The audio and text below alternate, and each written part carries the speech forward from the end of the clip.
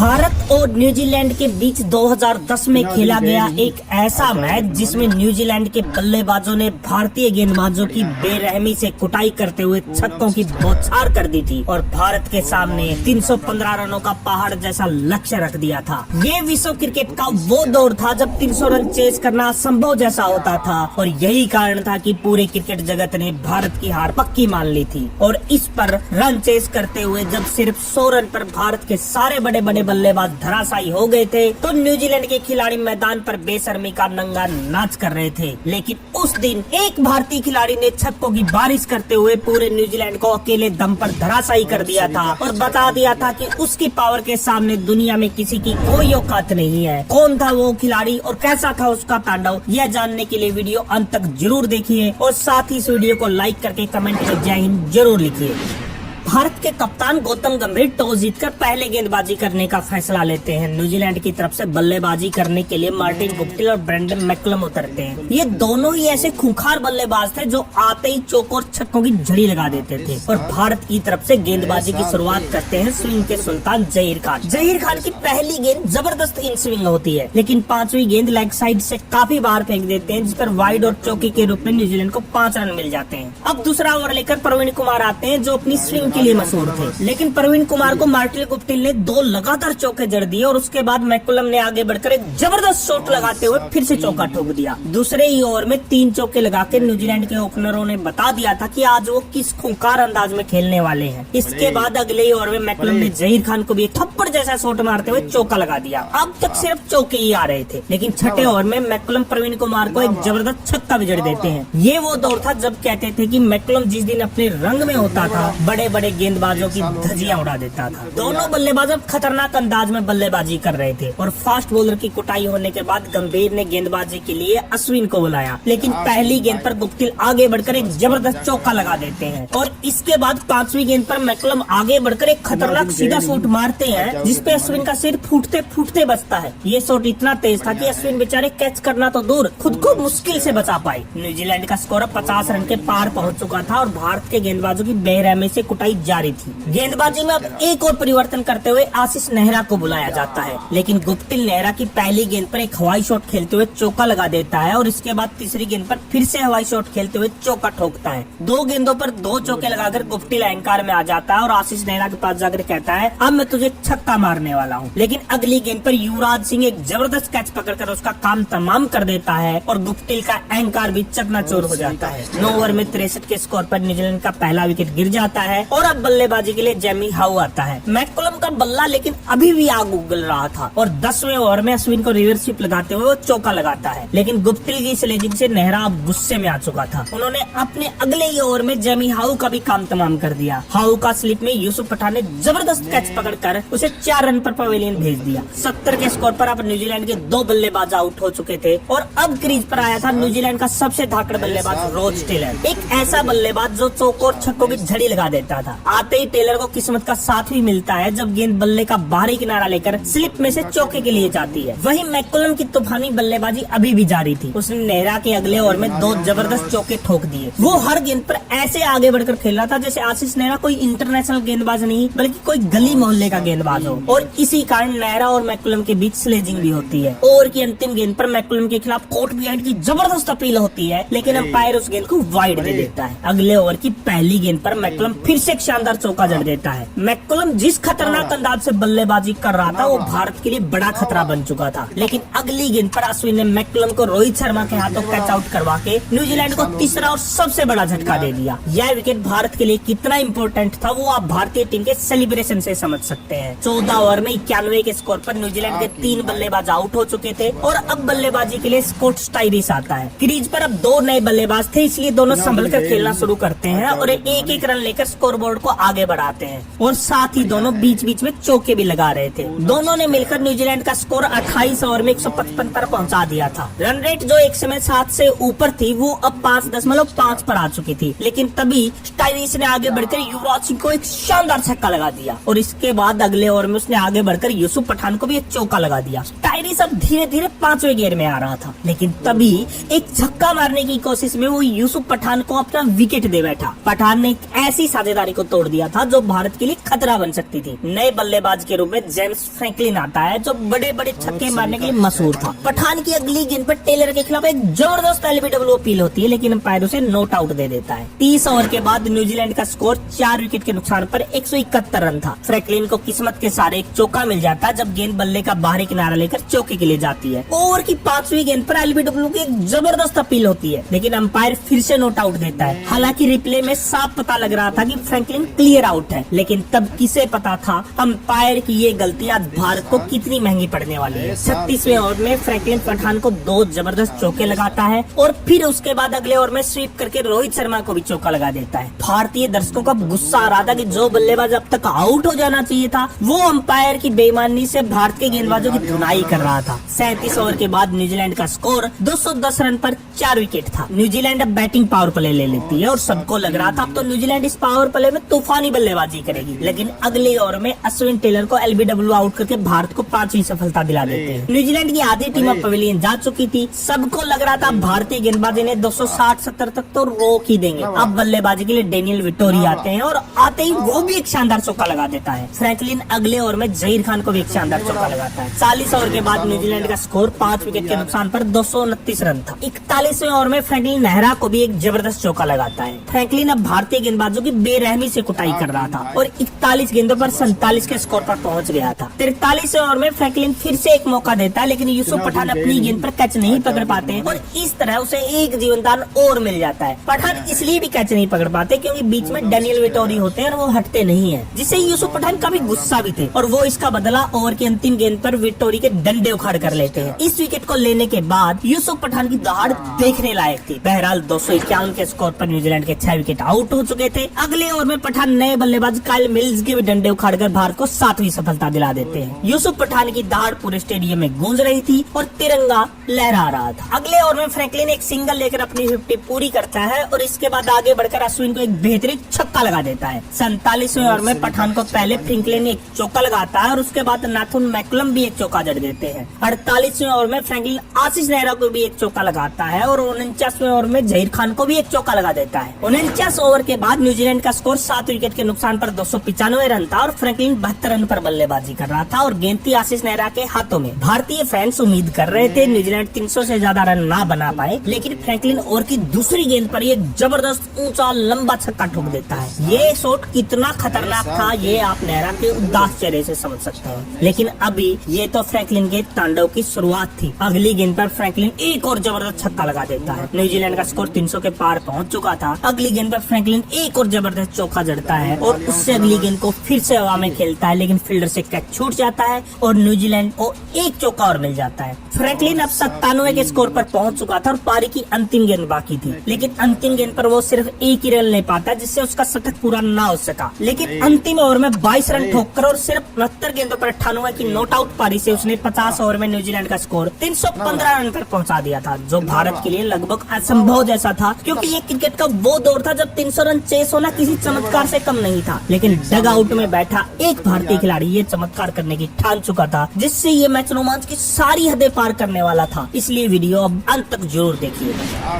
316 रनों के लक्ष्य का पीछा करने के लिए भारत की पारी शुरू होती है और गौतम गंभीर और पार्थिव पटेल ओपनिंग के लिए उतरते हैं। न्यूजीलैंड के लिए गेंदबाजी की शुरुआत कर रहे थे काइल मिल्स की पहली गेंद उछाल लेती हुई आती है, जिसे गौतम गंभीर भी चौंक जाते हैं, लेकिन पार्थिव पटेल दूसरे ओवर में बेहतरीन चौका लगाते हैं और इसके बाद 5वें ओवर में पार्थिव आगे बढ़कर एक थप्पड़ जैसा शॉट मारते हैं और गेंद दंदनाती हुई सीधा चौके के लिए जाती है। पार्थिव को आगे बढ़ते देख काइल मिल्स अगली गेंद पर बाउंसर मारता है, लेकिन वो उसको बेहतरीन पुल करके फिर से सीमा रेखा के बाहर भेज देते हैं। 6ठे ओवर में पार्थिव पटेल फिर से एक जबरदस्त कट खेलकर गेंद को 4 रनों के लिए भेज देते हैं और चौथी गेंद पर फिर से इतना तेज कट खेलते हैं कि गेंद दंदनाती हुई चौके के लिए जाती है। अब पूरे स्टेडियम में भारतीय दर्शकों का शोर आसमान में गूंज रहा था। 7वें ओवर में गौतम गंभीर को भी किस्मत के सहारे अपना पहला चौका मिलता है, लेकिन अगले ओवर में में गंभीर गेंद के ऊपर आते हुए खूबसूरत ड्राइव करके चौका लगाते हैं। गंभीर का बल्ला यही नहीं रुकता और अगली गेंद पर वो फिर से एक शानदार चौका लगाते हैं। अब लग रहा था जैसे मैदान में चौकों की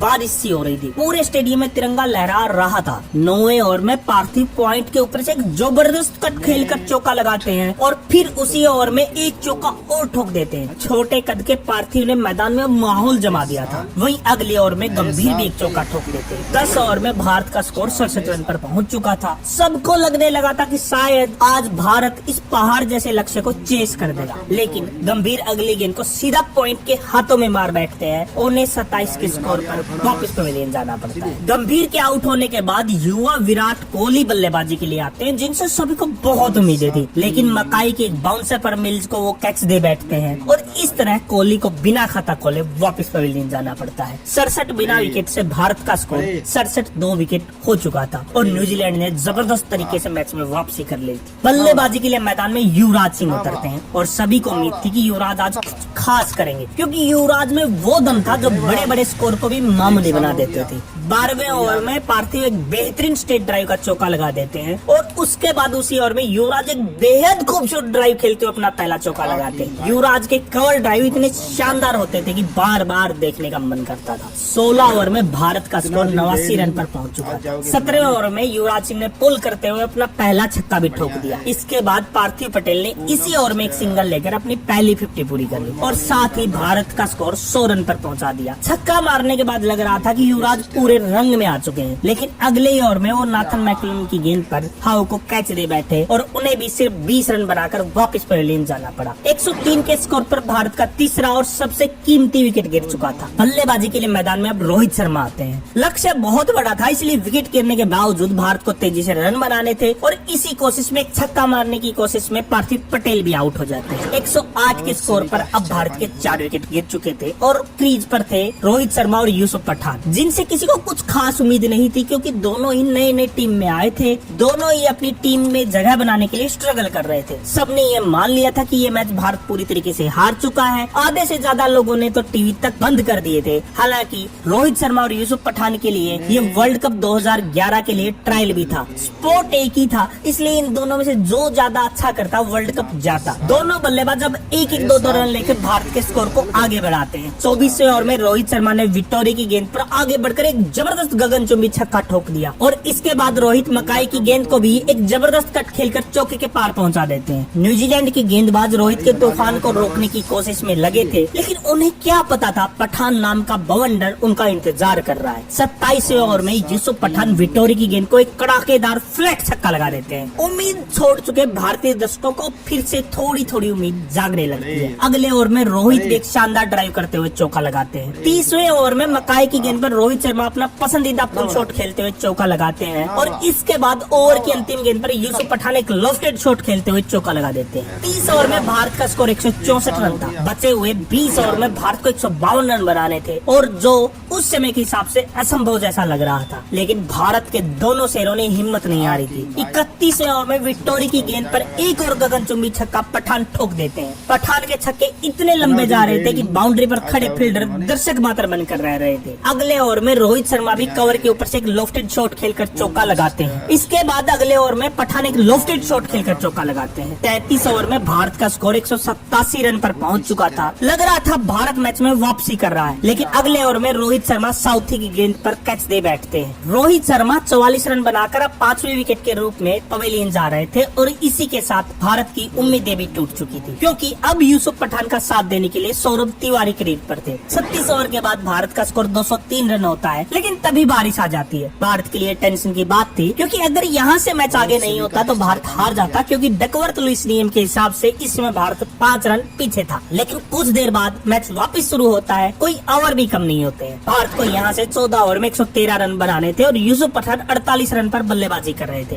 और यहीं से शुरू होता है पठान का पावर गेम। बारिश के बाद की पहली गेंद पर यूसुफ पठान एक बहुत ऊंचा छक्का मारते हैं, साथ ही अपनी 50 भी पूरी कर लेते हैं। कहते हैं अगर गेंद पठान की रडार में आ जाती थी, फिर कितनी भी बड़ी बाउंड्री हो, गेंद बाहर ही जाती थी। अगले ओवर में पठान एक शानदार चौका और लगाते हैं। स्पिनर की पिटाई होने के बाद यूसुफ पठान का आउट करने के लिए तेज गेंदबाज काइल मिल्स को बुलाया जाता है, लेकिन यूसुफ पठान उस पर इतना लंबा और ऊंचा छक्का मारते हैं, गेंद सीधा स्टेडियम की छत पे जाके गिरती है। वो भी पठान ये शॉट अपनी जगह पे खड़े खड़े खेलते हैं। पूरी दुनिया अब पठान की पावर देख रही थी। भारतीय फैंस पहली बार एक ऐसे इंडियन क्रिकेटर को देख रहे थे जो अपनी पावर से इतने लंबे लंबे छक्के मार सकता था। 42 ओवर में भारत का स्कोर 244 रन पर पहुंच चुका था और पठान अब 77 पर पहुंच चुके थे, लेकिन इतने लंबे छक्के को देखकर काइल मिल्स अब बौखला चुका था और यूसुफ पठान को गालियां निकालने लगा था। लेकिन वो भूल गया था कि यूसुफ पठान को गालियां देना मतलब अपनी मौत को दावत देना है। वो 43वां ओवर लेकर अब आता है और स्ट्राइक पर उसका काल यूसुफ पठान ही था। पहली गेंद पर पठान का बल्ला तलवार की तरह चलता है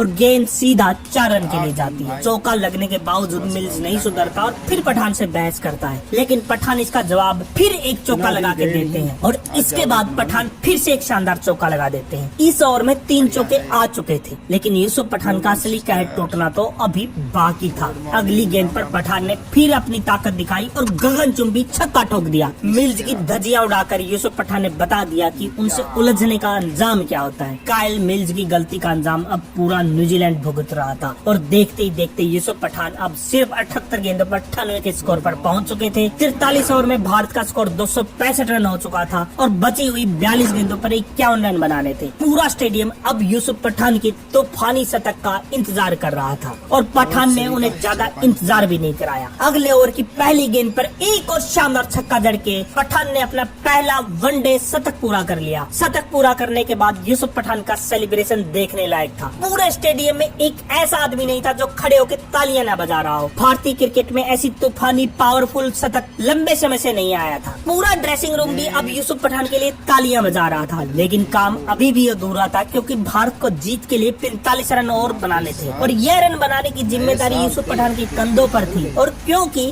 शतक वही याद रखे जाते हैं जो टीम को जीत दिलाते हैं, इसलिए पठान ने बिना ज्यादा रेस के लिए भारत को लक्ष्य के पास पहुंचाना शुरू कर दिया था, क्योंकि वो जानते थे अब आस्किंग रन रेट ज्यादा नहीं है। यही एक समझदार खिलाड़ी की पहचान भी होती है कि वो टीम की जरूरत के हिसाब से खेलता है। 47 ओवर के बाद भारत का स्कोर 297 पर पहुंच चुका था। 18 गेंदों पर भारत को जीत के लिए 19 रन की जरूरत थी। गेंदबाजी के लिए अब टीम साउथ ही आता है और यहाँ से न्यूजीलैंड को अभी भी लग रहा था कि यूसुफ पठान को आउट कर दिया तो मैच जीत सकते हैं, लेकिन वो दिन पठान की पावर का था और यूसुफ पठान उसको भी एक जबरदस्त छक्का जड़ देता है। यूसुफ पठान की दिलदारी पारी देखकर सौरभ तिवारी के भी हौसले बढ़ जाते हैं और वो भी साउथी को चौका जड़ देता है। वैसे भी यूसुफ पठान ने कीवी गेंदबाजों की इतनी बेरहमी से कुटाई की थी जैसे वो गली मोहल्ले के गेंदबाज हो। उनके कंधे अब गिर चुके थे, इसलिए तिवारी जी भी उन पर अपना हाथ साफ कर रहे थे। भारत को 13 गेंदों पर सिर्फ 8 रन चाहिए थे और तभी सौरभ तिवारी साउथी को एक चौका और जड़ देते हैं। भारत को 9 गेंदों पर सिर्फ 2 रन चाहिए थे और यूसुफ पठान एक तेज सिंगल लेकर स्कोर बराबरी पर पहुंचा देते हैं। ये सिंगल लेने के बाद आप पठान की खुशी देखिए। उन्हें इस बात की चिंता ही नहीं थी कि विनिंग शॉट नहीं मारेंगे, बल्कि इस बात की खुशी थी कि उनकी मेहनत अब सफल हुई। और इसके बाद सौरभ तिवारी एक जबरदस्त छक्का लगा के भारत को 5 विकेट की चमत्कारी जीत दिलवा देते हैं। लेकिन आज की जीत के असली हीरो तो थे यूसुफ पठान, जिन्होंने सिर्फ 96 गेंदों पर 123 रन की नॉट आउट पारी खेली, जिसमें 7 चौके और 7 गगनचुंबी छक्के शामिल थे। और इसी के साथ यूसुफ पठान का रौद्र रूप पूरी दुनिया ने देख लिया था कि वो कितनी खतरनाक बल्लेबाजी कर सकते हैं। पठान को उनकी शानदार नॉट आउट धुआंधार शतक के लिए मैन ऑफ द मैच दिया गया और बाद में उनके इसी खतरनाक रूप के लिए उन्हें 2011 वर्ल्ड कप में रोहित शर्मा की जगह शामिल किया गया। दोस्तों, आप पठान की इस खतरनाक पारी को 10 में से कितने अंक देंगे? वीडियो को लाइक करके कमेंट में बताइए और चैनल को सब्सक्राइब जरूर करिए, क्योंकि अगला वीडियो इससे भी जबरदस्त होने वाला है।